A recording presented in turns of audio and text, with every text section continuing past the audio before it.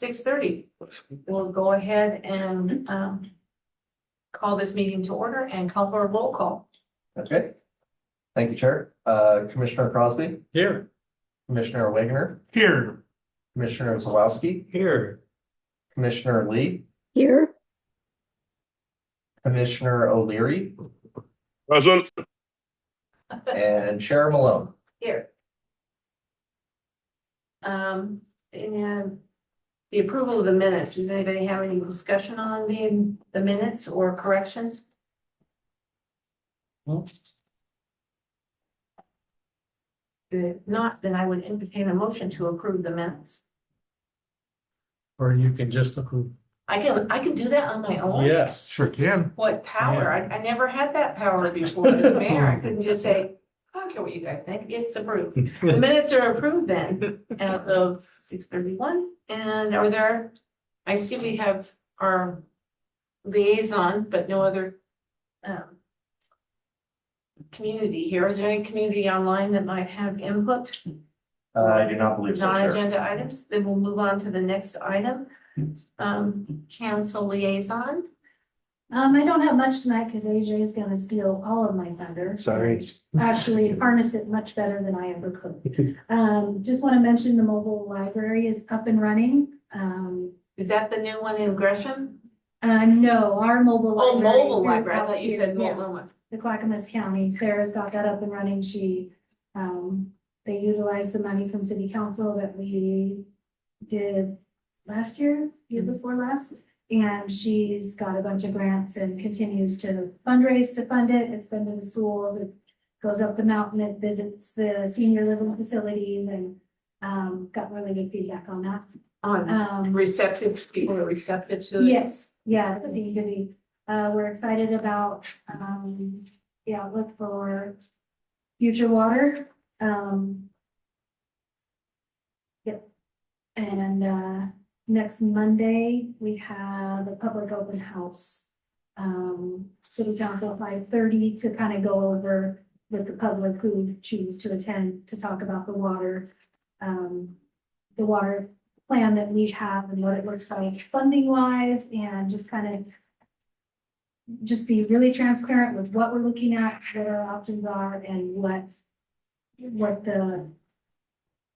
got to do to move forward with the consent decree. So it's a lot and it's complicated, but Are we gonna be telling the public that we will continue to seek funding and grants from our other governmental entities, state and federal? Because that might make a difference in what the future rates are, because when they look at just the future rates without me, it's kind of daunting. I can't speak for all of council, but from what I interpret, we are going for every single penny that we can with our senators. Both sides of the line. Good to hear, because I'm sure that question will come up. Yep, we're going for every grant, every dollar, every fed, every state, every bit of funding we can, because we're in a tight spot and it's not gonna get any better and we need to extend ourselves as much as we can to get that funded. Okay, great. Okay, Jerry, you wanna go first for any commissioner? Nope, I don't have anything. I can. Later, maybe. Later, okay. I mean, as we discussed. Okay. We will. Any discussion on? We'll have more discussion later on. Let's just go ahead and get into the meeting. And new business is wastewater facility plan amendment, and then later on, the draft moratorium 5.0. Thank you, Chair. I'm just going to give a very brief overview here. So just to remind everybody, at our previous meeting on March 30th, there was requests from the commissioners that there be an opportunity to get some more information on the update to the wastewater facility plan amendment and also some information on draft moratorium 5.0. As you'll remember, we had decided on tonight because it's after the discussion that the council had last Monday night, but before the moratorium, it goes to a public hearing next Monday night. Yeah. So hopefully this meeting will give you an opportunity to ask the questions that you'd like to ask before those both move to hearings and adoption. So for the first one, the facility wastewater facility plan amendment, we have AJ Thorne, the city's public works director here tonight, to speak to you about that. And I believe that item is slated for adoption in June. Is that correct? June AJ? 1st, yes. June 1st. And then for the second item on this same, discussion item will be on draft moratorium 5.0. We have notified the Department of Land Conservation Development in accordance with state statute on April 1st. This moratorium, as our city attorney who's on the Zoom call will explain, also includes the allocation program of the 190-year use that we anticipate receiving from EPA and DEQ later this year. And the draft moratorium will be considered by city council at a public hearing on May 18th. So next Monday night, 1 week from tonight. And with that, I'm going to turn it over to AJ over the wastewater facility plan amendment. Oh, I got that right on the first try. Exciting. And just to remind everybody, if you're looking at your screens on the table, if you want to see the presentation that AJ is using, you can toggle using the little push button in front of the. That's great. No, it's the little push button that is Connected to the monitor. connected to the monitor. Yes, Brandon, right there. Oh, thank you. Yeah. Oh, you got yours. Right here. Yeah. Oh, that- So one gives you That the turned it off. one gives you the view of what's on Zoom, and the other one gives you the. Oh, okay. Yeah,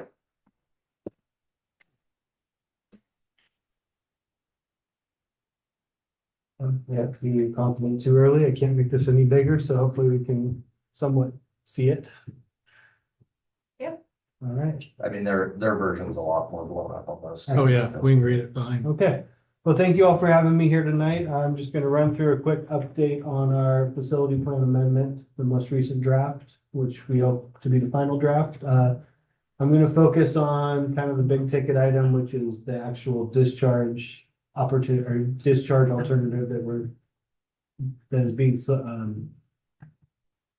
selected by this amendment.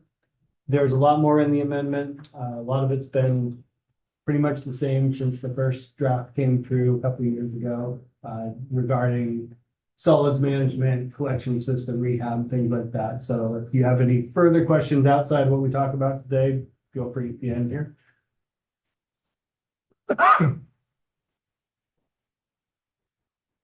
So initially, and I think the last time I came and sat with you guys, our amendment was suggesting that our long-term discharge solution would be a pipeline to Gresham and sending raw sewage to their treatment plant to be treated there.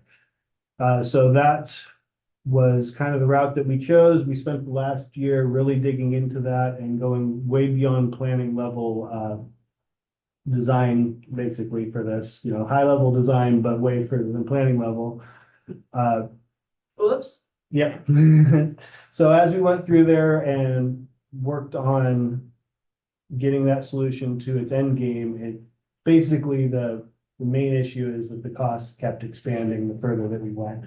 One major issue that we came across was that our initial numbers that we provided did not include a redundant force main between here and Gresham, which is necessary because we have a single point of failure and nowhere to put raw sewage at the end of the day if something goes catastrophically wrong.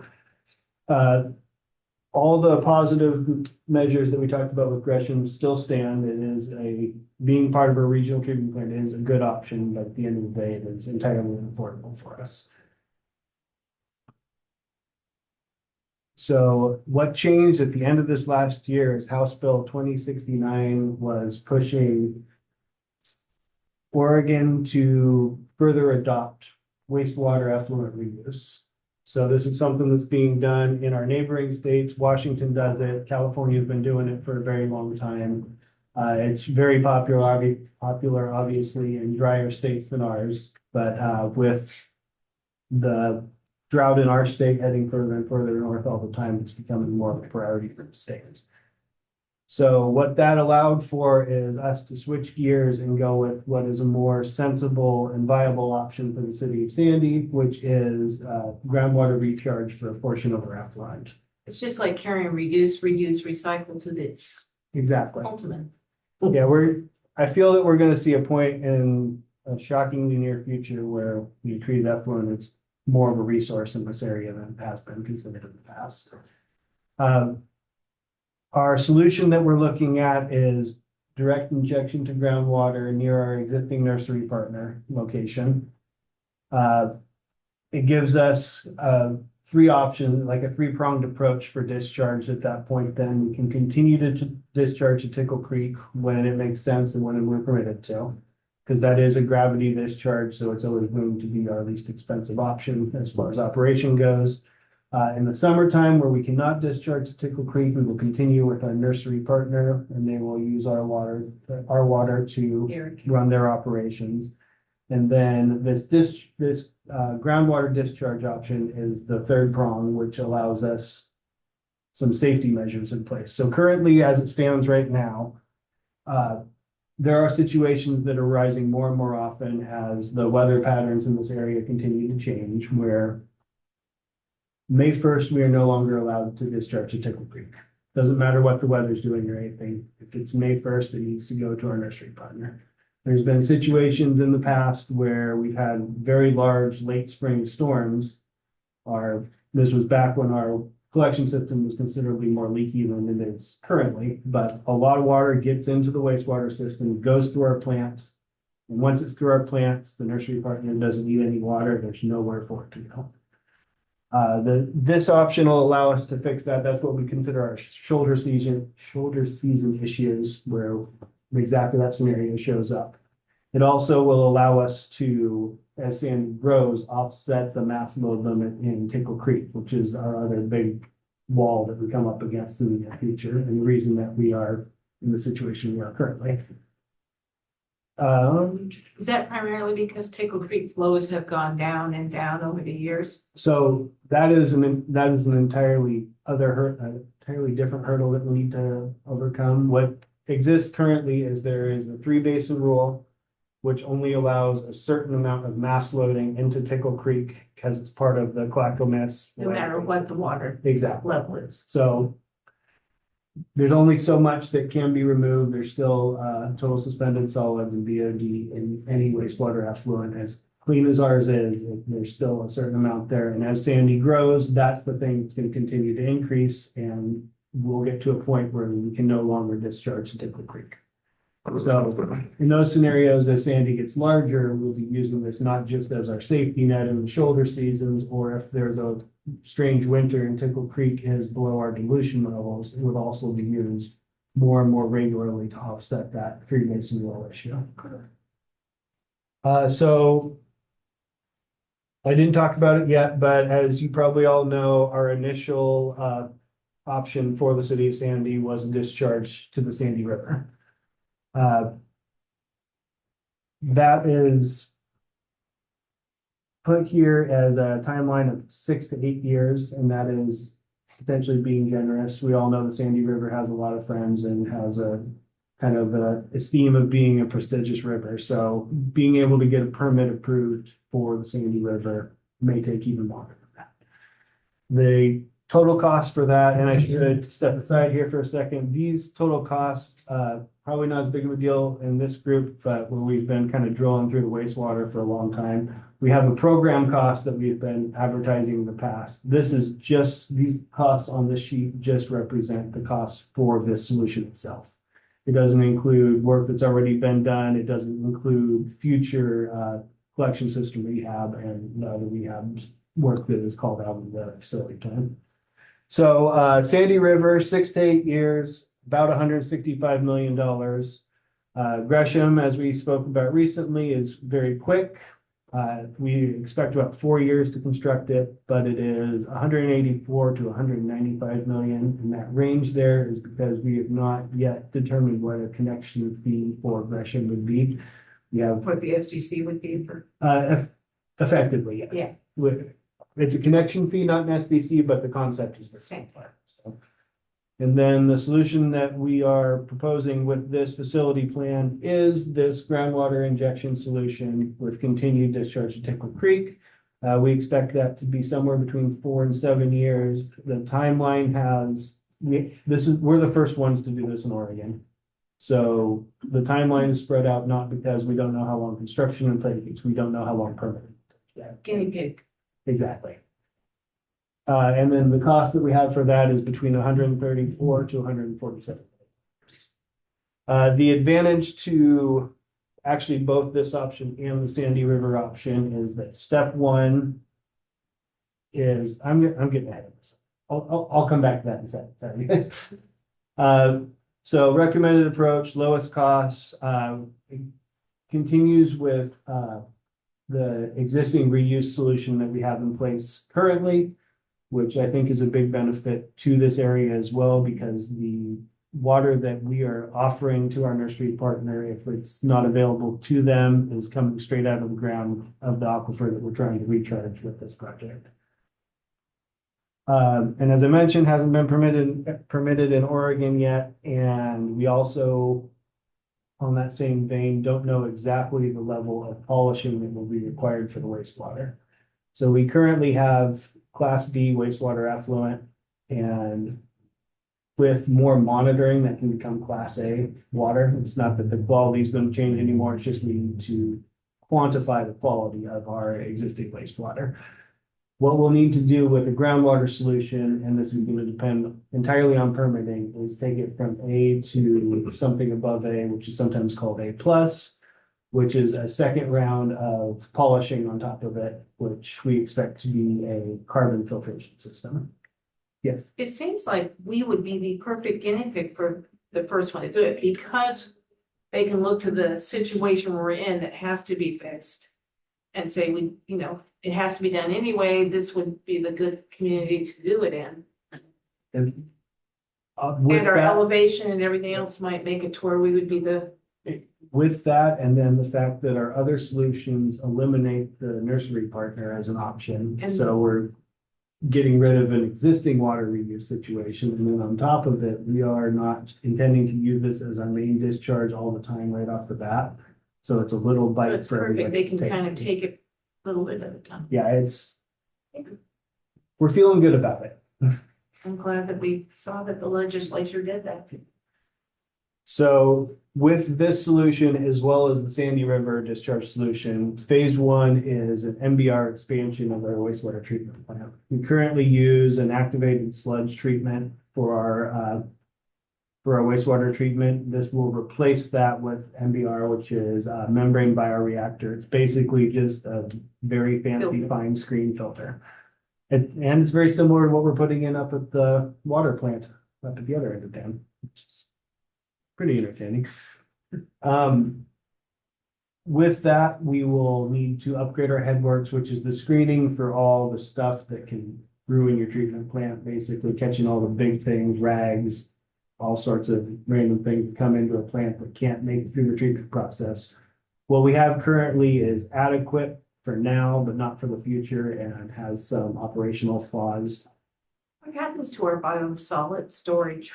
I mean, does it biodegrade itself? Is it like? Oh, a the big- biosolids themselves? Like a big, thing you do in your garden to grease, to break down. Effectively, waste. yes. So with that, we dewater solids to a certain level. At some point in the past, we lost our landfill, or not a landfill, our land application partner, which is a situation where people can take the biosolids from our plant and use them as fertilizer in certain agricultural applications. Because of that, we are landfilling our solids currently, and so our biosolids management doesn't have to be to such Stringent. stringent level that it would be in the future.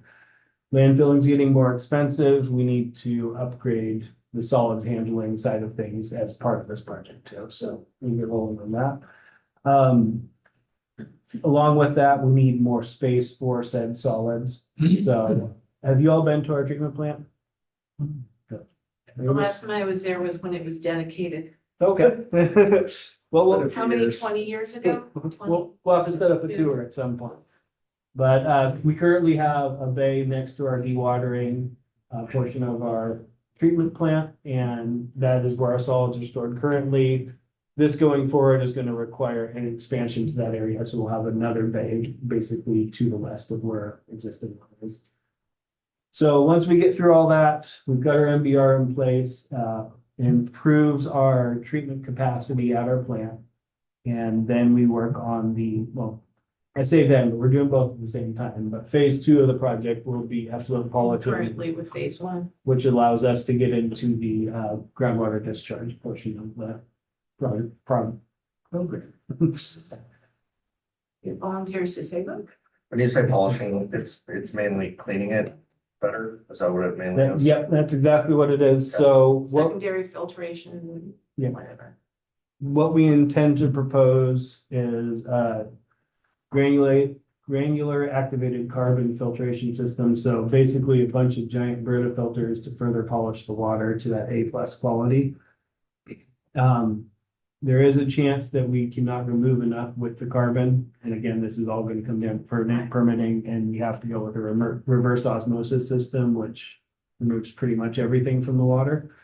The downside to that is that there is kind of like a water softener. There is a brine waste that comes off of that, and it can be a fairly substantial amount of So water that we. we'll do the granular activation carbon first, see what that results, and then And so that's all gonna come down to the point that, being the first in the state, there isn't like guidelines for what we need to hit for permitting. We can tell, on a desktop study, which one of these will work better if we had that, but. if they've been using it in California for a long time and they use it in Washington, can we learn any lessons from those places where they're already doing it? What levels are acceptable for their discharge, and wouldn't that be something we could say to our people going, well, this is what's acceptable in California and Washington, that's a standard that if we meet that, that should be. That's effectively our strategy going forward, yes. We won't reinvent the wheel. We don't have to for this. Because we it's have our definitely a nice neighbors. feature. There's a lot of examples to work off of. It's Perfect. just gonna be probably an iterative permitting process. Because they can't tell us what they're saying no to until we give them something to say no. Right, And so we'll work from there. great. All right, and so this is that three-pronged approach I mentioned earlier. We treat our wastewater. If we can reuse it with our nursery partner, we do so. If we can discharge it to Tickle Creeks, that would be November 1st through May 1st, we will do so, assuming that the creek has enough flow in it to accept our wastewater stream. And if neither of those options are available, we will go to the groundwater discharge solution.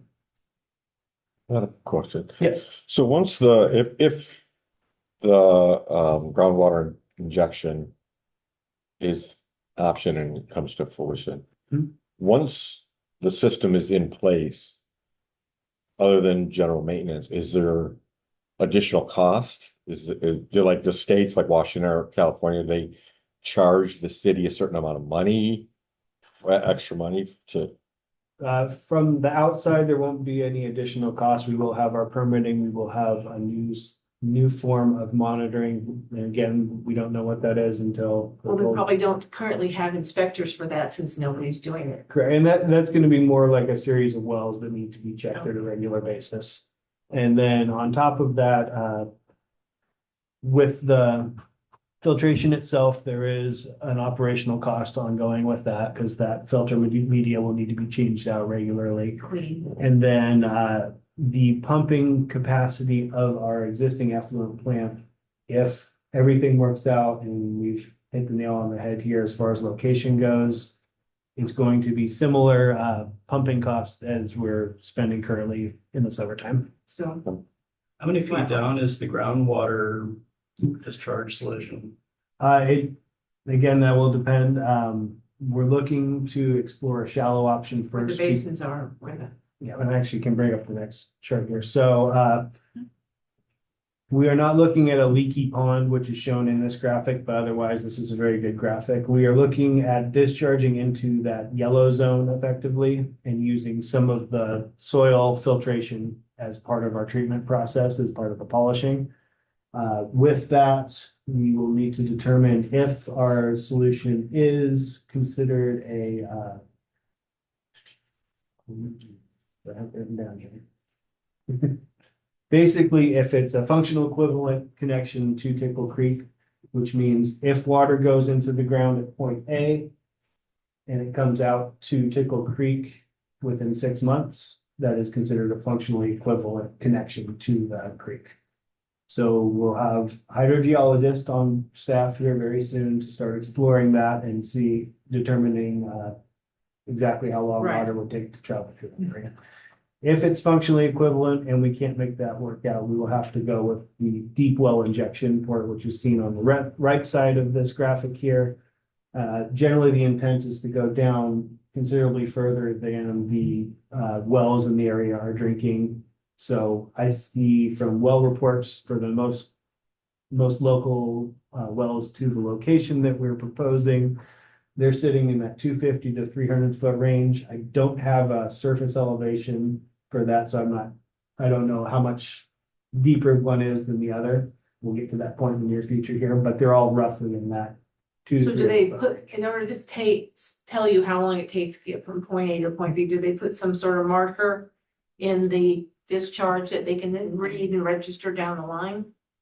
I would like to come back and explain all this to you when I fully Okay. understand. This is one of the groups that we're hiring in here. It's more tabletop than that and more conceptual than that. So it's Okay. gonna be a series of drilling, geotechnical borings through the area, and then the hydrogeos can do their thing and Yeah, I determine. just don't know how they tell the difference Right. between this effluent and that effluent. That was exactly what my first question was when I heard about that functional equivalent thing. AJ, would you be open to taking another question? Yes. Commissioner O'Leary? I see you have your hand raised.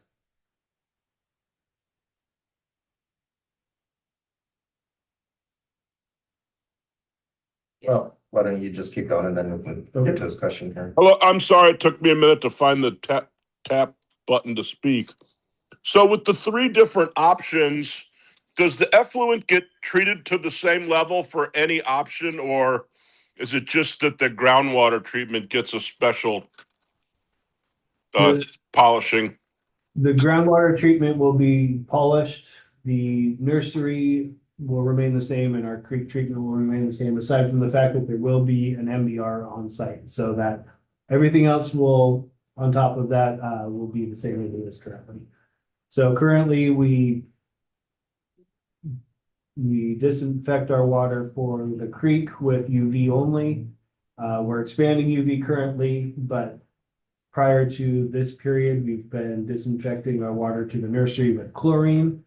And then with this solution, we'll have UV and then it'll be polishing on top of that. I can't restrain myself from saying some engineer must have a heck of a sense of humor to call this effluent polishing. They're literally polishing turds. We take all those out. Those are part of our bio-waste solids. Thank you, Commissioner. So I just want to confirm what I heard. In the new proposal, all three will still have a different filtering method depending on where it'll eventually go. Yes, so what is required for Tickle Creek, we actually are just in the process of getting our new permit now, will remain roughly the same, so the treatment required for that will be the same. The treatment for that and our nursery partner discharge will be the same as it is currently, which is the treatment itself through the plants is the same, it's just the disinfection is slightly different, and then this groundwater discharge, the only difference is going to be after it gets through our plant, it just needs to be filtered a little bit in order to be a higher quality estimate. Now, would you be able, on the little chart, it had the no, Tickle Creek not being available, but could you do those simultaneously? Could you send it some to Tickle and the others if you had too much? It's a little early to be able to answer that question. The way I see it currently is we would Valve. flip the valve one way or the other. Okay, It's not impractical to be able to do both, depending on how we set up our existing 2 to 4 system. we're gonna do here, from 4 to 6, we're So, part of that is we have a line between here and our discharge location that is in poor shape. Over the last year, we were planning to go to Gresham, so we set to repair it instead of repair the entire thing, we repaired it as needed. So we're switching from reactive maintenance to that to preventative maintenance for that line. There is a potential that when the numbers work out, that it makes more sense to put a second line in for the pressurized side of thing and just leave our gravity line as a gravity line, because it doesn't break when it's in a gravity scenario. It's when we It's run a only big when it's pump. pressurized that it Exactly. starts to have strain. So if, to answer your question, in that scenario, it is potentially possible that we could pump and discharge the gravity at the same time. With the existing main in place, we actually have to go down, close a valve, and then pressurize the line to get up to our existing location. So potentially yes. And that is the last of my slides. I do have a little graphic here of our wastewater treatment plant, what it's going to look like after this is all said and done. And you have just one injection well? To be determined. Okay. So, the shallower discharge scenario may need more of like a, drain area, so that would be, I hate to use the term in this scenario because it's very clean water, but it's similar to a, septic drain field, basically. The injection point, we will need to determine whether or not we need a second one right off the bat, or if it's something that comes as an expansion. So it's whether or not it needs that redundancy. I'll just go ahead and push for the redundancy, but that leads to my, one of my questions, which is what is the capacity of that injection well or potential injection well? And how long does that last us? And again, that's to be determined. We'll need to get some holes in the ground to be able to effectively answer that question. So there's not like a general, these things handle X amount. Not to my understanding. You need to take a field trip to Washington to one of the cities that does it there. I think AJ is going for Australia because that's where that chart, that's where that map was Yeah. from, is Australia. They do it really well there. Yep, that's the only place we should really be looking at. I should really. All right, let's see if I can get this. I don't know. I think there was some recent wastewater folks who got in trouble for travel, so. That was the insurance. guys. Same people, but it was the insurance. Okay, we're gonna zoom in. My only sewer experience is my dad was a Roto-Rooter franchise owner, so The other side of the business. the other side of the. All right, does my cursor show up? Excellent. All right, so this helps a little better after a recent tour, but we'll do our best here. So basically, we've got flow path from is my cursor showing up to everybody? It is, yeah. Okay. Yep.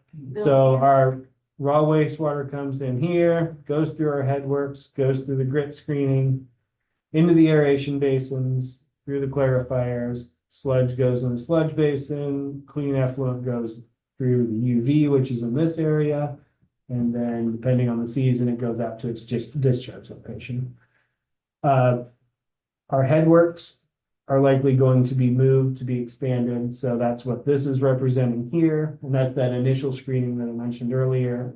One of our aeration basins will become part of the new MBR system. Our existing aeration basin will be, I always get this term wrong, so I will read it to you instead of. There we go. Nope, that thing wrong. Oh, it's for nitrification. I'm sorry. It's the clarifier that we run. Right. So we'll have two MBR trains here with an MBR building. This clarifier up here will cease to be a clarifier, and this one will be part of the anoxic treatment for our plant. We're going to expand it, our sludge pumping building, and we will expand our solid storage area over here. And then while we're at it, we'll clean up some other things on the plant that are just no longer used and kind of in the way. But this effectively shows phase one of our whole improvement. Is the storage pond, is that the pond that you just upgraded? Yes. Okay. So as part of this, in our effort to get more capacity available for us to continue development. You guys are all aware of the 190 areas. We've got projects going currently. We just finished up this fall with expanding this equalization basin, which is a big deal because it's our safety net currently. So if Right. there is nowhere for our waste to go, Goes or if to the there's too pond. much stuff coming in, depending on the scenario, we can use this pond to our advantage. I am going to be having a conversation with DEQ in the very near future here about that release of ERUs. In my opinion, this expansion is the biggest physical hurdle that we had for those requirements Now it's there. because you can't just throw a pump out there and have more, but everything else you can add, a trailer mounted or a pump or whatever you need to add the additional requirements that they have for that. So, more to come on that. I will have an update for this group after that DEQ meeting. As a frame of reference, that pond, is it enough to hold one storm's worth, a half a storm's worth, a 2-week storm? What are we looking at? What is that actually? So as far as being able to hold all of our effluent for any scenario, it's great in the summertime for those scenarios, like when this effluent line breaks currently, we're able to shut things off, divert to the pond, we're good to go. The opposite of that scenario is where we've got like 9, 10, 11 MGD coming into our plant. So, 9 to 10 times what we see in the summertime coming in. This plant holds 3.6 million gallons, so it can help us out for part of the day, but it's used differently in that scenario. So if we have too much flow coming in for our plant to handle, we'll divert raw sewage into. And then we'll be able to treat that later. So not all the flow goes in, we just taper some off and keep the plant using the amount of flow. I'm thinking of the scenario, probably 15 years ago, that during Mountain Festival, there was a flash flood that pretty much, the stream filled up to its banks and flashed down into the parking lot and in the middle of July. And that's where the shoulder season issue comes in, because if it just rained over the city of Sandy and not our nursery partner, then yeah, we're good to go. We can keep pushing water through. But if, Right. real life scenario, it's rained everywhere, all the ponds are full and there's nowhere for the water to go, that's definitely a big issue. And that's where the pond comes in helpful in the summer. I was going somewhere from the last question. Lost my train of thought. So for example, we're really excited to use this pond in its full capacity at some point, because we just want to see how much it helps out. The operation of our plant has been so phenomenal lately that the big storms that we had back in December, we actually did not even use the equalization basin at all, or have any permit violations in that time. Okay. The first time I've had a call from DEQ asking, did you guys forget to call and tell us your plant was upset? And, no, we're good. We made it through the storm, no problem. So that was a nice phone call. So that's a big shout out to the Veolia team, because they're doing a fantastic job down there right now. And with that, I'll take any further questions, or I'll be quiet and get out of the way. You answered most of mine, but if you don't mind, I have a couple. Yeah, right. If I asked all my. Kelly's even got a couple. So I was looking through the DEQ water reuse report that they put out on House Bill 2169, and it looks like they're not even really proposing rules until Q4 of 2027 is when they're scheduled to report that. But it sounds like we're kind of getting going, at least on the major planning portions of this way earlier. How confident are we that whatever they're proposing is going to match up what we're thinking, and are we planning enough of that overlap to go, okay, they actually went way further than we thought, but we're still covered? So that is going to be the thing that's up in the air. We've met once so far with DEQ's water reuse team. Our state team's been putting us in touch with the right people. We didn't get any pushback in that meeting. I think we're helping them write the rules. That's likely how I think. That's the flip it's side of it Yeah. is are we, in that process? So, and this is where the fact that our solution as it stands currently, once it's installed, is a small bite solution. If we were trying to put all of our effluent into that one bucket, 24/7. then it's a lot harder to digest. But in this scenario, I think it's a good partnership for everybody because the state gets a chance to kind of get big with us. Get their feet wet. Get their feet wet, but it's not this big catastrophic issue if things don't work out exactly. You know, there's ways to walk it back. And we're not a teeny city, but we're not a huge city. Right. It's kind of like, just like Goldilocks would say, just right. And the final part of that is if it becomes completely untainable, the Sandy River is still an option. This first step is the same for both solutions where will and then be out here.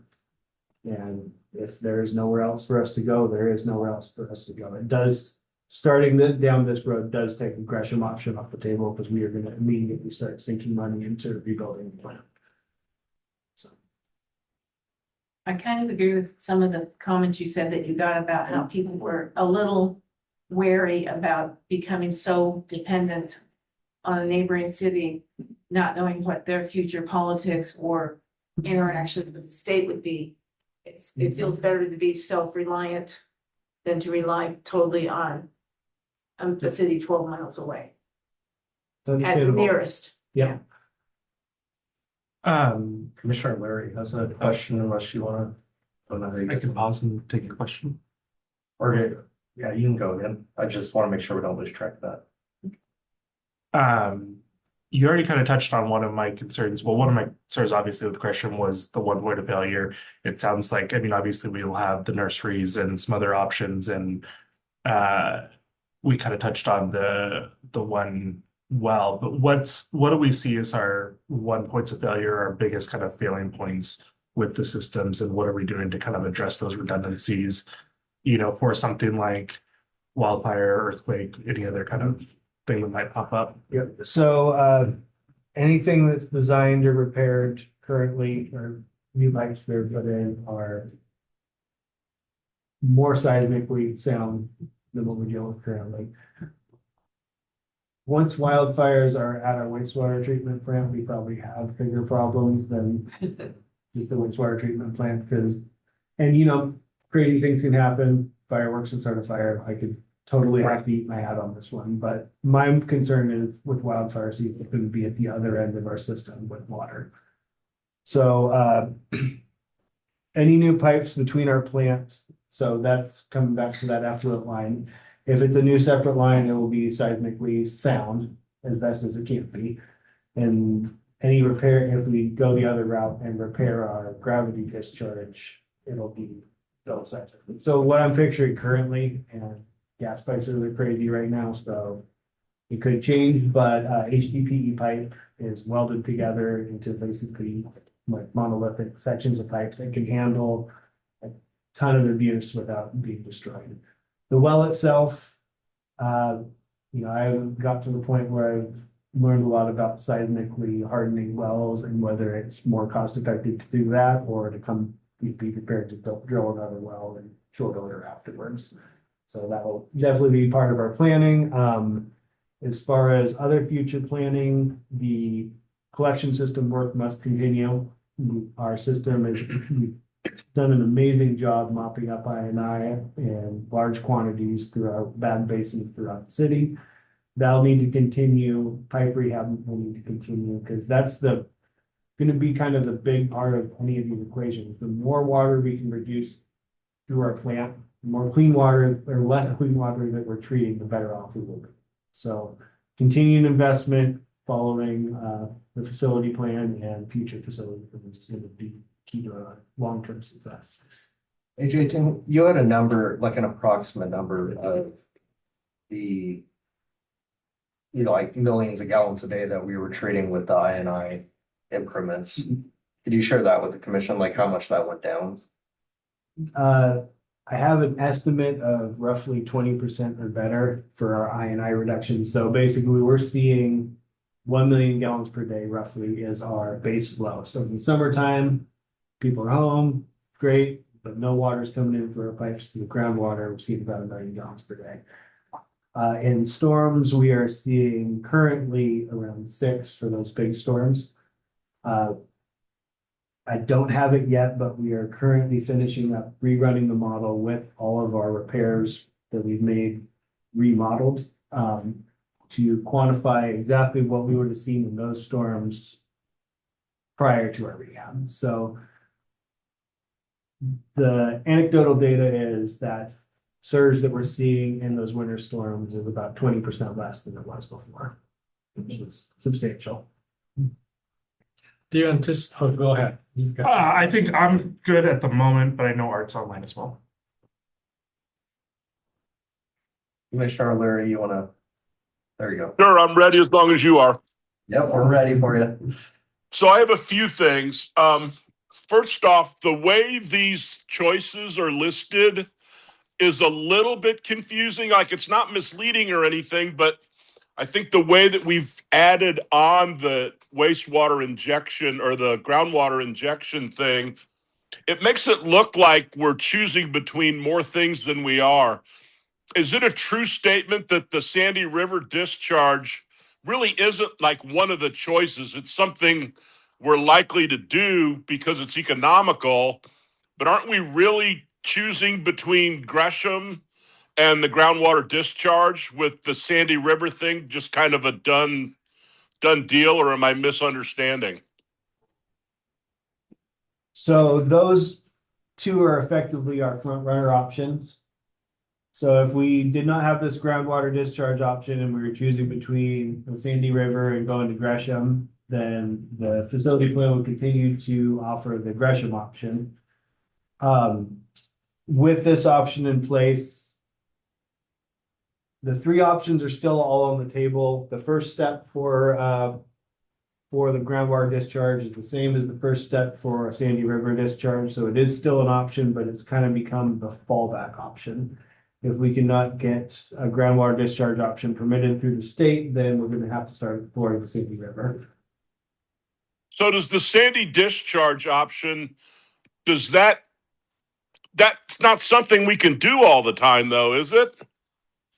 We do not have the indication of exactly what that permit would look like. We had started the process a few years back, and with the Gresham option becoming the prevalent option, we had cut off the Sandy River discharge option of our existing permit to more quickly refresh the permit that had been out of that had been administratively extended since 2013. It needed to be finished up as part of our. Right. So we don't know exactly what the answer would be on the Sandy River.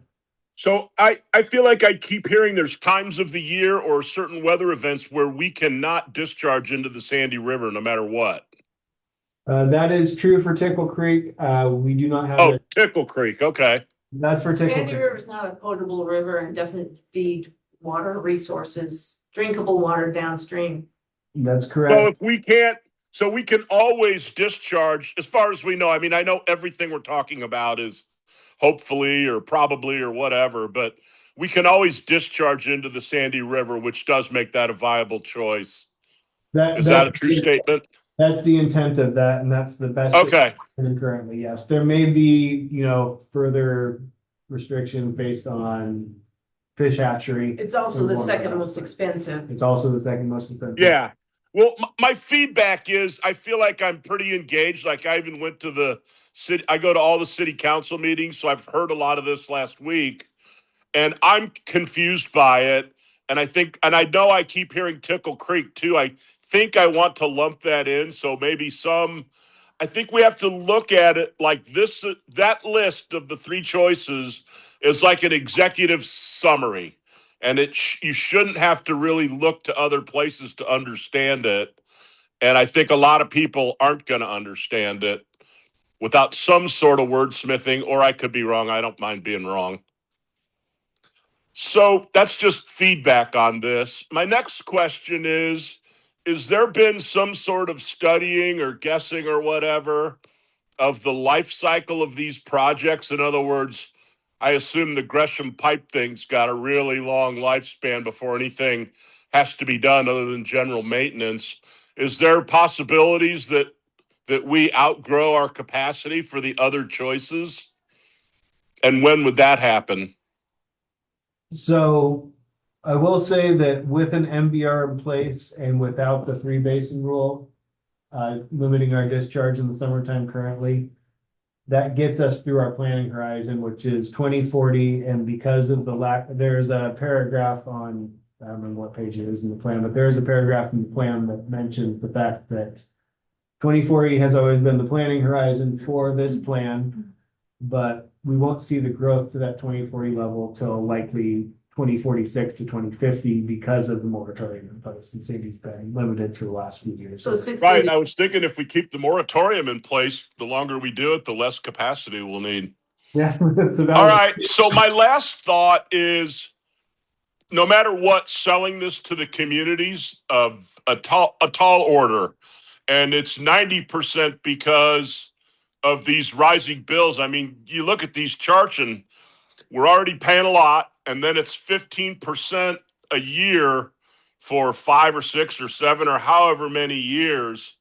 I think addressing that and addressing how that can be mitigated or what we're trying to do to mitigate it, what can be done to help senior citizens or low income people, I think that's worth a mention in there. And I know those things happen, but people are going to be angry, and they're going to be angry at, well, I want to say us, but they're going to be angry at the city council like they caused all this. Whereas my perspective as a citizen is those people and us have worked really, really hard to get the best solution.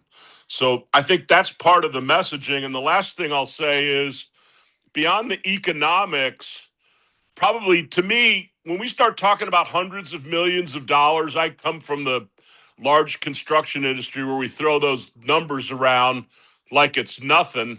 When we start talking about 140 million worth 160 million or whatever, I think the ground injection to replenish a dwindling aquifer supply is huge. I mean, that the fact that it's cheaper is awesome, but beyond that, what a benefit to the community. And that should be an important part of the discussion for people that are paying any attention at all.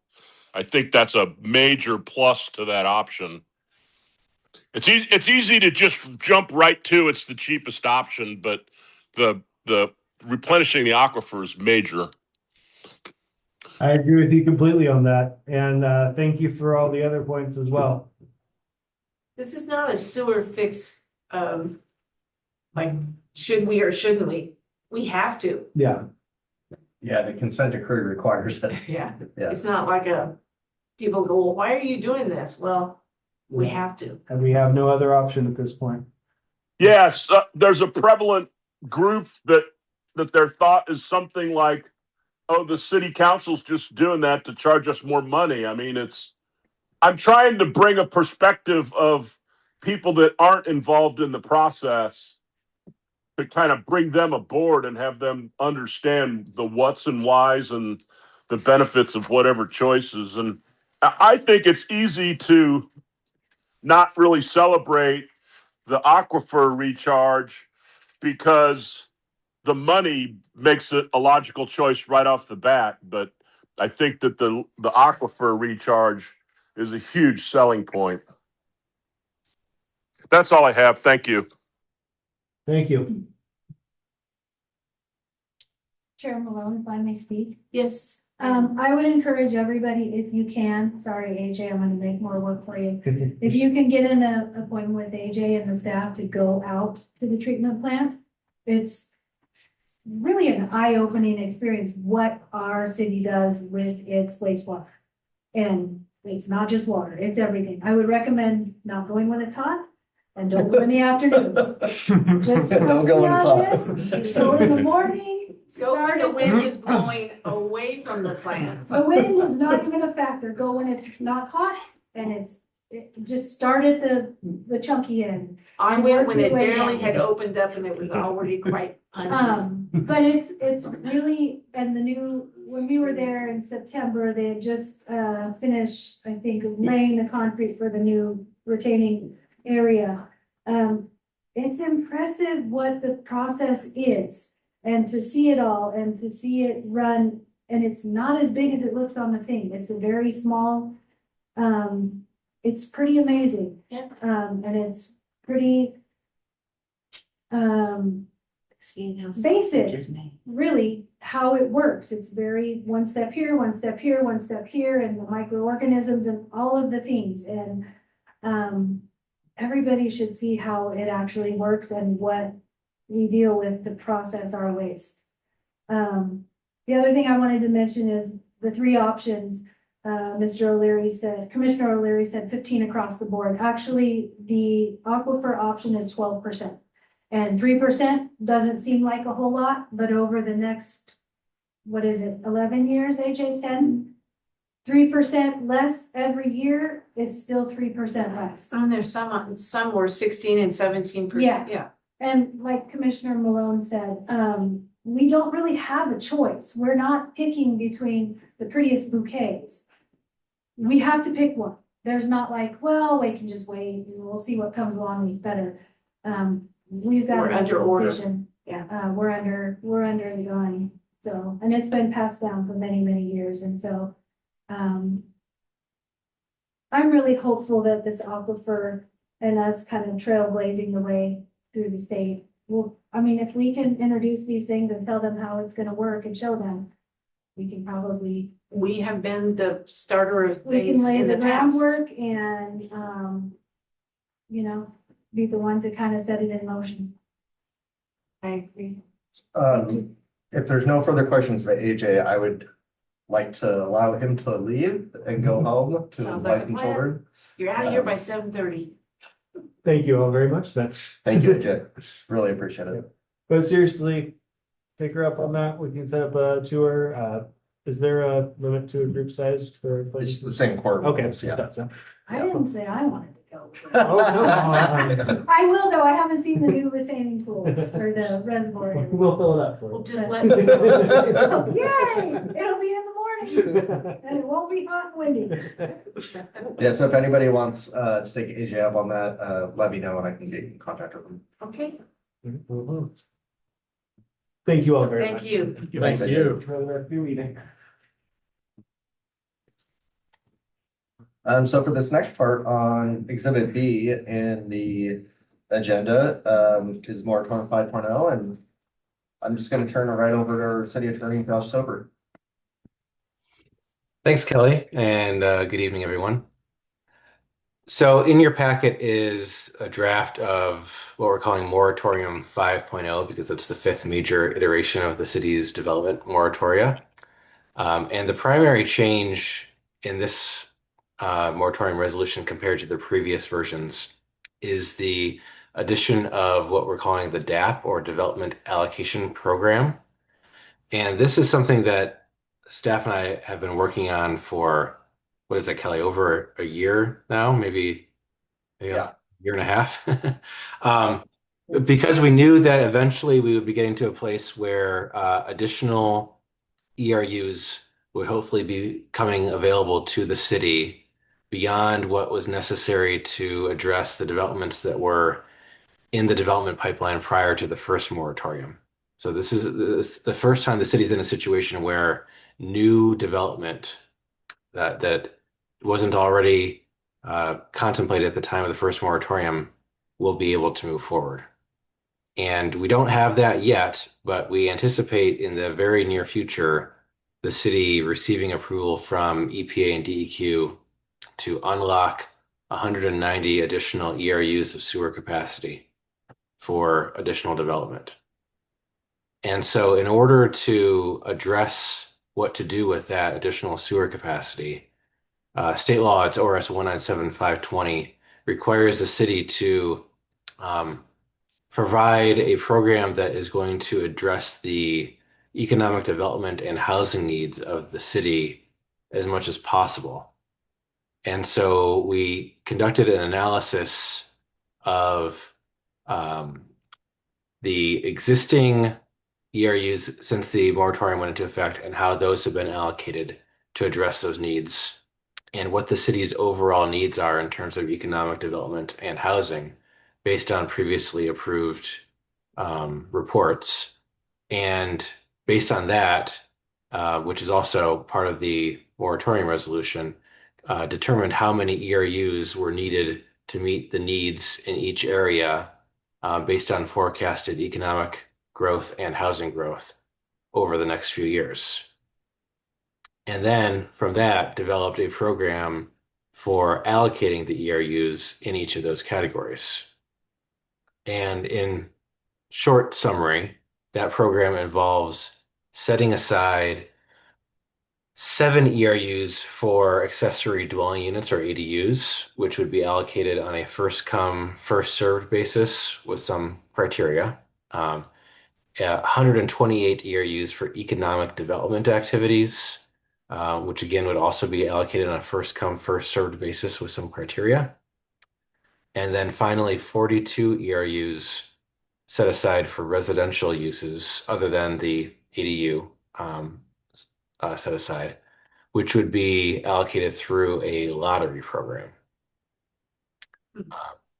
The details of that are described in the resolution draft that you have in front of you. And I do want to note that that is a draft. We do anticipate a few minor revisions between now and next week when it goes to City Council. But if you have any questions about some of the specifics, Kelly and I would be happy to try to answer those.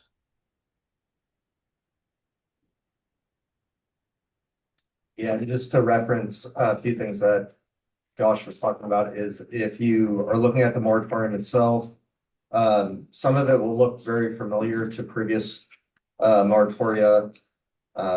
So a lot of the recitals at the beginning are pretty similar, and then the development application limitations, so sections 1, 2, 3, and 4, I believe are pretty similar to what you saw in the past. There's been some modifications. But as you go deeper into the resolution, especially starting in section 8, so it'd be 7 of 28 in the resolution, or page 19 of the packet. So the little 19 number that's in like the gray box. Right. Starting on that page, that's when it starts going more into how and how many we would allocate towards the 3 different groups or the 3 different categories. It's like if you wanted to get in the lottery, you pay $600 deposit and yeah. And then there'll be a drawing for that. So it goes into great detail. I think the DAP program starts on page 19 of your packet, essentially in section 9, and it goes through page 25 of your packet Right. through section 11. So it's about 7 or 8 pages long. Prioritizing prioritizing what kind of businesses we're looking for. Correct. Exactly. For the For the business one, commercial. One thing I wanted to highlight in here as well that I think there's going to be questions around this both from the commission once you've had some more time to chew on this and also from the public, is that any of the existing ERUs that have been allocated to the pipeline projects, the ones that Josh was talking to that were already approved prior to, I believe it was October 3rd, 2022. Any of those that fail to move forward, the ERUs will be returned to the city essentially, Okay. and they will be distributed through the same manner as the allocation process are outlined. So if you look at a good example, that would be if you look at section 10, so page 21 of the packet, it starts off with the residential ERU lottery allocation program applies to the distribution of 42 ERUs of the 190 described in the conditional approval from EPA and DEQ.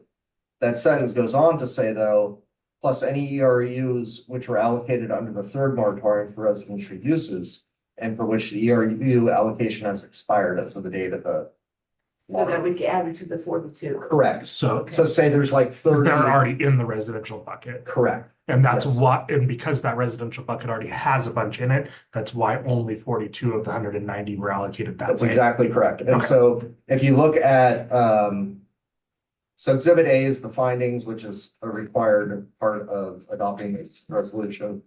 But exhibit B is what Josh referred to at the beginning when he said that we did an analysis to see how many need to be allocated to either commercial industrial use or residential use. And so Exhibit B is really the lifeblood of explaining all of that. And, Josh and I determined that to let Exhibit B still stand on its own and to let all the numbers still work going into the future, Right. anything that's returned to us has to be used for the But same. it would use still be category. done in a lottery form. In other words, if you had 50 people that did the lottery Correct. and 42 of them got it, and then you had 8 more units become available, you do another drawing. Well, we'll Whatever. do that's pretty close to correct. With the only difference being when we do the lottery, we'll have like a list of, say there's 10 developers that enter. There'll be a list so that if more become available, we'll just move to the next list. the next person on the list instead of redoing the lottery. Cool. And then for the employment lands, the commercial industrial land ERUs, those will still continue to be first come, first served in accordance with the criteria that are outlined in section 11. So if you're doing the lottery for the house ones and say one person's application would require 8, are they the same in the pool of the lottery as if it's a person with just a single family house that wants to do one? So so let's just say magically the first 42, the first one that gets drawn has 41 ERUs that they needed. Yeah. So we reward that or award that to them. Then they have all these conditions that they must meet to keep those. Right. Like they gotta move forward with the project pretty Right, rapidly. yeah. Let's say the next person on the list, all they wanted is one single family home. Well, we have another one, so They get theirs. they would get theirs as well. And then you draw the And- rest and keep a list. Correct. And let's say the next one on the list is 8 and 8 become available. Well, then Yeah. they can fulfill theirs. Or let's say theirs was 10 and we only get 8 available. They have an opportunity through this program to modify their submission as well. Okay. Okay. Yep. 8. Josh, is there anything you'd like to add to that for some additional clarity? Yeah, that's all sounds accurate except one thing, which is we went back and forth on this a little bit, and I believe where we landed was after a lot of conversation with council that we're going to do the lottery once and not keep a list after that lottery is done. And if there are more ERUs that become available later, we would do a new lottery because different people might be interested at that time that weren't interested the first time. So the losers from the first lottery wouldn't get a special thing by being in the second one. Correct. We just start over. And I think, okay, thank you, Josh. And that's elaborated further in that where I was reading it from, it says of a subsequent lottery. So I think that's what you're referring to, correct? Right. Anytime even a single ERU would become available, there'd be a whole new lottery process. Well, the city wouldn't have to do it immediately when one became available. The city could wait until there was an appropriate time to do a lottery. And no more than one entry, then you can't stack the deck by putting 4 entries in, paying that extra $600 4 times and hopefully getting picked. Because you have more entries. It's not like a sweepstakes. It's a lottery. Right. Not for the same project anyway. Yeah, for the same property. Commissioner O'Leary, you have your hand up. Yeah, I was just curious, is it true that we essentially don't have any ERUs at this point, maybe a few in reserve, so that these additional ones are kind of open up some opportunities? Is that true?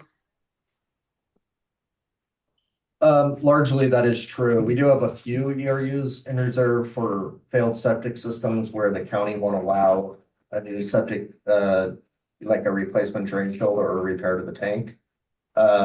However, I will say during the course of the moratorium over the last 3.5 years, we've had at least 5 or 6 instances where septic tanks have started to fail or drain fields have, and in every case so far, the county has allowed replacement systems because they know we're in the moratorium.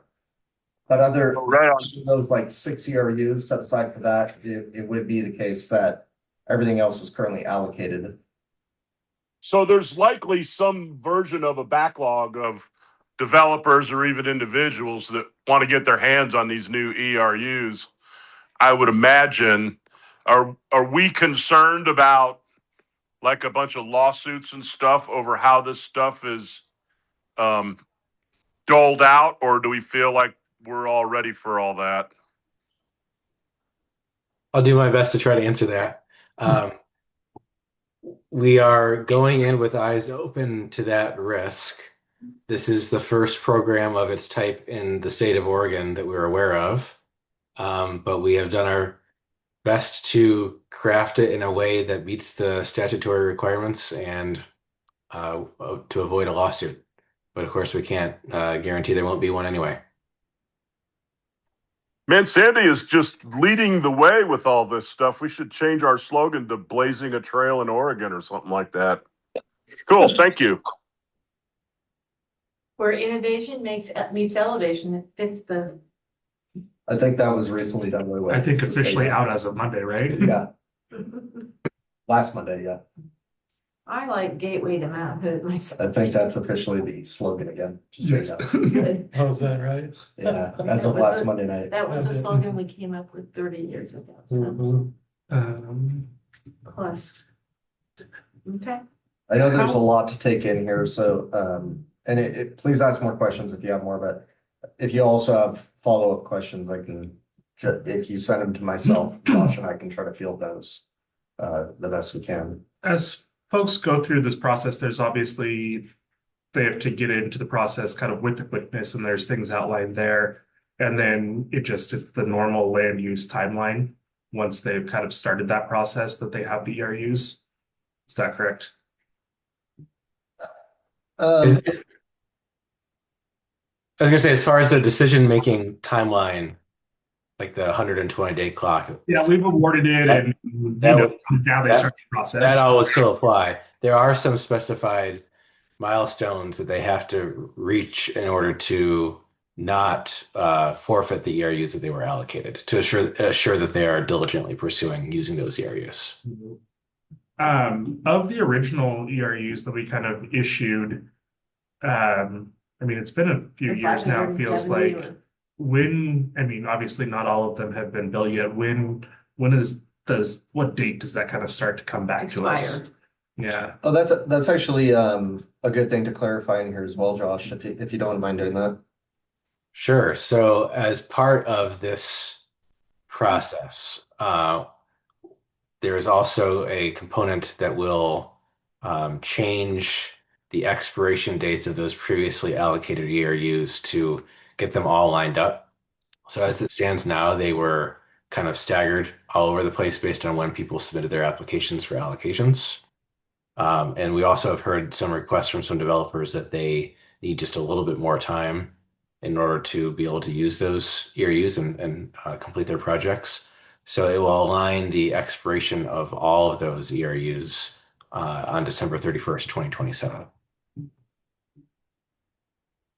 So a year and a half, a little over a year and a half from now. Essentially, correct. Well, I wanted to, whoever was responsible for crafting this 5.0 and how comprehensive it is, and it answers, if someone wants to take time to read the whole thing, it answers any question you would have about how it's gonna work. I found it very easy to understand and digest, so congratulations on what I can only imagine was a difficult Sorry, just a quick task. follow-up question. At what point do they have to be at by that end of 2027 date? So that is when their ERUs will expire if not used. And so an ERU is deemed used when a building permit is issued. Okay. So they don't have a building permit, it's not theirs anymore. I have a splitting hair question. So on the ERU by housing type, quadplex, multi-dwelling and ADUs, it says 0.7 per housing unit for two of those respectively. How do you divide out an ERU? Is that because it's assumed that there's going to be more than one and it equals one, or how does the math work on that? So someone can have a fractional ERU. Fractional ERUs can be awarded through that program. It's on page 36. Yeah, and that's in alignment with the consent decree. So in the consent decree, there's actually a table, I think it's in one of the appendices, that lays basically all these out that we put into the document. And at one point we had 369.4, I mean. Right. Yeah, Exactly. Yes, so it can get a little bit odd, the fractional ERUs, and there could even become a time where you get down to almost no ERUs and we have this odd amount left, but I don't think there's any real remedy to that. It's just what it's going to be, I think. I've asked this question before, and I think it's a bit of a moving target, but given the 5.0, given the presentation on the water filtration, does anybody have a feel or an idea when we're gonna be back to the way we have been for development? Or, is this, it's not a negative question, it's just, Yeah. more of a curiosity of, when will we have a sense of normality? Business as usual. Yeah, I mean, so I'll try to take this first and then Josh can tell me if I'm wrong. Based on what AJ presented, I think the earliest we can see that as even a potential possibility is at least 4 years from now. okay. And as he showed in the one graphic, we're thinking it's somewhere between 4 and 7 years.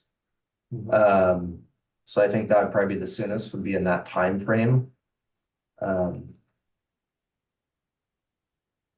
Other than that, I don't have anything else that would indicate that it would be any sooner than that. This pretty much hinges on what happens there.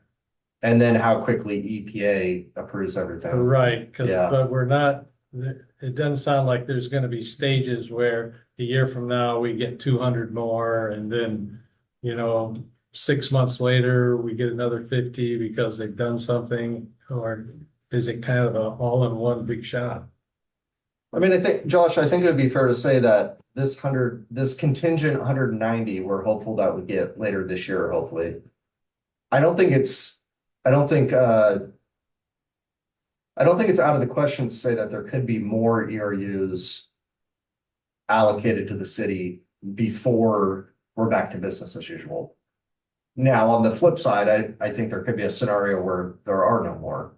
But I think, like what you're saying, Commissioner Crosby, I think there could be a scenario where they give us the 190, they continue to make great progress on all the things that AJ was talking about earlier. They condition another, 100 or 300 or whatever it is. And then that gets us by for the next 2 or 3 years before we're back to We business. just don't know. Or we say what AG was talking about, we go the outside scenario, 4 to 7 years. In 7 years, we have our sewer treatment situation all figured out. The water things getting taken care of. And in 7 years on the outside, we will be back to business as usual. Yeah, Josh, do you think those are all fair statements or would you like to clarify anything there? Yeah, it sounds all accurate to me. I think the part that I don't know, and it would be a question for AJ, but hopefully he's on his way home now, is kind of the phasing of the projects to get us to the point of when all the projects he was talking about are completed. Are there stages along the way where the city's capacity will be improved, or is it going to be kind of flipping a switch at the end and all of a sudden everything comes online? If there are phases along the way where there are improvements to the city's ability to treat wastewater and have the capacity to treat more, then this consent decree would allow for unlocking of additional ERUs when those milestones are reached. And we just have to live with accurately vague. Yeah. Yeah, and I think That's part of being a guinea pig. I don't think, I mean, just to be fair, I don't think that's different than when we first launched the moratorium in October 2022. Right, People were asking that kind of same question and we were saying anywhere from 5 to 10 years or more. I mean, we don't know. right. And I think it's becoming clearer as time moves on, but there's, as AJ described earlier, there's just a lot of unknowns still, so. About the time we're back to business as usual, we'll have to do another urban growth boundary assessment. Yeah, that's right. Get the timeline for that. Well, the other thing too, which you're all very versed in, is that say it is 5 years, let's be optimistic and say 5 years, we're open for business. It could be a recession, or it could be the hottest housing market we've seen in 30 years. So Yeah. at the end, when we're open for business, we could be getting a lot of applications in, and Or the none. opposite is also true. It could be very slow. We just don't know. Yep. And if nothing else is true, things are not certain in today's world right now. We don't know what's gonna happen nationally, statewide, and what they do affects us. Hey, Oh, do we have any other Any more questions for questions? Josh? I think I'm questioned out. Thank you, Josh. Really appreciate your I'll be at the participation. tonight. 18th meeting. Thank you. Take care, everyone. You can go home now. Right, go walk upstairs. Good night, Josh. Right. Okay. Well, that was productive and helpful. I feel much more informed now. For those confrontations in the grocery store for people. Yeah. What the heck, school? Kelly, anything else? I did not have anything else. Okay. Do we have a next meeting? We do, June 22nd, and I believe, well, we're definitely gonna have at least one code amendment hearing. I'm gonna try to get a second one with some new legislation that just came out on non-conforming uses, which the council has not been briefed on either, but it's not, there's no even flexibility in it. It's like a mandatory code provision that we have to adopt. So I'm gonna try to my best to get that to DLCD in the next week so that we can have those two items for the June 22nd meeting. Jan, do you have anything to add? Yes, I wondered if we have any kind of priority situation in the ERUs to deal with affordable housing to meet our requirements. No affordable housing provisions. It's a little bit difficult these days because the state has declared all housing to be needed housing. So I think there actually could be legitimate legal challenges if we actually detailed any of the ERUs for one type of housing that, one type of affordability or not. So no, not with this round of ERUs are we proposing that. We did, although I will say we did carve out the 7 ERUs for ADUs to kind of try to fill some of that with the middle housing and the smaller units. So that was our best attempt to do that, but the lottery won't have anything for specifically affordable housing. Although if there is an affordable housing project, they will have equal opportunity to get those ERUs as a non-affordable housing project. Right, and I just wanted to share that the sound is so bad. The only person I could really fully understand was Josh. I had to turn on closed captions to hear a lot of the conversation. So I was just wondering if we were going to get around to fixing the sound requirements in the meeting room. Yes, that is a Be good. council priority. It's a goal. And I know that we're doing some changes to our upstairs for safety and for office space reconfiguration. That's starting on June 8th. And in addition to that, I know city administration and our IT department are working on things for this room itself for sound and visuals and everything else. Sorry, Thanks for the here, update. everyone. Actually, that prompted another question. Sorry, it's a little late, but for something like a mixed use building where there's commercial on the bottom with like residential above, would they qualify for commercial ERUs? Or would it be split? I think you would have to apply for both. Okay. So if you won the lottery in one, but you didn't win it in the other? Well, so for the employment land ERUs, it's just first come, first served. So we would, as long as there's ERUs remaining and they're listed in the economic development strategic plan as a target industry, you would get those ERUs. If you want to put housing above that, you got to enter the lottery just like anybody else would. Okay. Yeah. And again, I think it's similar to the affordable housing question is, I think if you somehow prioritized mixed use housing, That's what I actually. think the other yeah. people that are doing single family homes would have the exact same argument as Mhm. you're, this is not fair and equal as far as who can get these ERUs. No, thank you. So they will have equal opportunity, just like affordable housing. Right. But the economic development ERUs aren't going to be eaten up by somebody who builds a small shop at the bottom and then takes like No. 40 of them for them. Yeah. Jerry, did you have anything to add? No, nope. Seeing none. Now I can approve the minutes by myself. Can I just close the minute? Yeah, you Yep. can just adjourn. Okay, by yourself. We're gonna adjourn at 7:55. Thank you all for your attention today, and we'll see you next month. You gotta love it, right?